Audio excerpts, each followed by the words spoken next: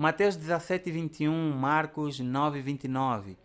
Qual é a casca de demônio que só sai com jejum e oração? Que demônios são esses?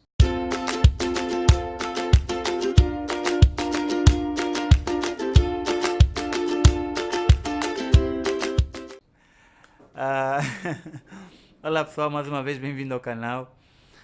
Um amigo sugeriu que eu falasse sobre esse texto, que eu explicasse esse texto. Nós estávamos a falar sobre jejum, a necessidade do jejum. E depois ele mencionou esse texto e ele falou, mas Edson, tem o texto em Mateus que fala que existem demônios ou questões que só mesmo com jejum e oração. Esse é um texto difícil, como normalmente muitos dos textos que tratamos aqui no canal. A palavra diz que, Jesus dizendo, né, que esta casta de demônio, esse tipo de demônio, só sai com jejum e oração. Normalmente os comentários, até os mais conceituados, não trazem muito argumento acerca deste assunto. Muitos deles se limitam a afirmar que este texto foi provavelmente acrescido mais tarde por um copista, a questão jejum ali presente. Uns se limitam a afirmar que este texto foi adicionado mais tarde por provavelmente um copista, visto que os manuscritos mais antigos não vêm acompanhado deste trecho.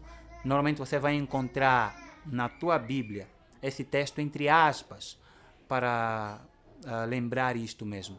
Mas o que podemos falar deste assunto? Qual é a importância do jejum no exorcismo, para expelir demônio ou para a nossa vida com Deus? Precisamos primeiro falar de jejum, ok? Jejum é abstinência de alimentos, ok? E até de bebidas, o que não é muito aconselhável por causa da desidratação, mas com certeza você pode fazer com acompanhamento médico. E para os judeus, o jejum ele servia como uma forma de auto-humilhação, humilhar-se diante de Deus e buscar o auxílio divino para as diversas causas. E vemos isso no Antigo Testamento em vários e vários textos.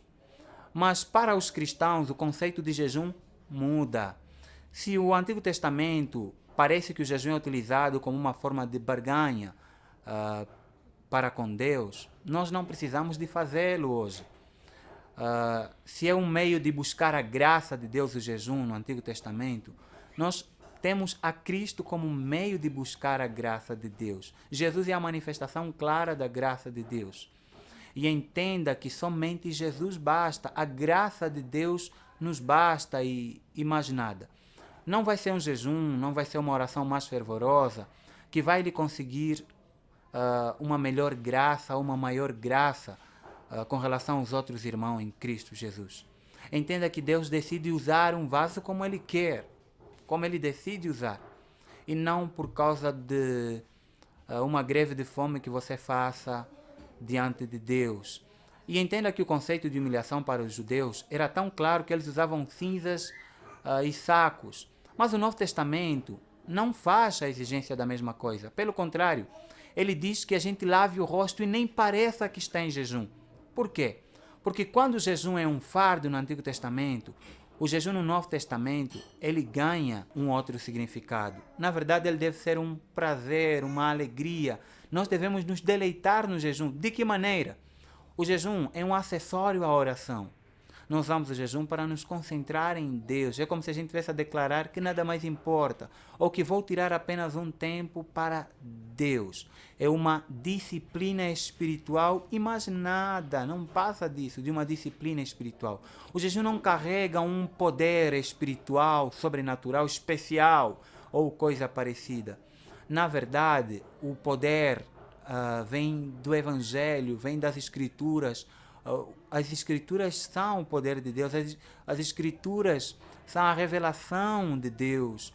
E nós temos, na verdade, uma vida debaixo do poder de Deus, estudando as Escrituras, meditando e tendo outros acessórios como o jejum e não só. Nesse texto, a casca de demônio não sairia por uma oração especial ou por um jejum especial, ok? A questão ali era a falta de fé. A falta de fé, você vai ver isso nos textos precedentes. A falta de fé dos discípulos, ok? E como é que nós vamos crescer em fé? Como é que eles poderiam ter fé? Se vocês fizerem essa pergunta, vai ter a resposta para esse texto. A fé vem pelo ouvir e ouvir a palavra de Deus. Os discípulos ainda eram neófitos, eles precisavam ainda buscar uma vida de devoção, de intimidade com Deus. E isso pelo estudo das Escrituras, isso pela meditação, isso pelo jejum, por retiros e qualquer uma outra atividade de cunho escriturístico ou espiritual. Então, pessoal, este é o conceito do Novo Testamento para com jejum. Não jejue para barganhar Deus. Não jejue para colocar Deus em xeque. Não faça greve de fome, que Deus não é nenhum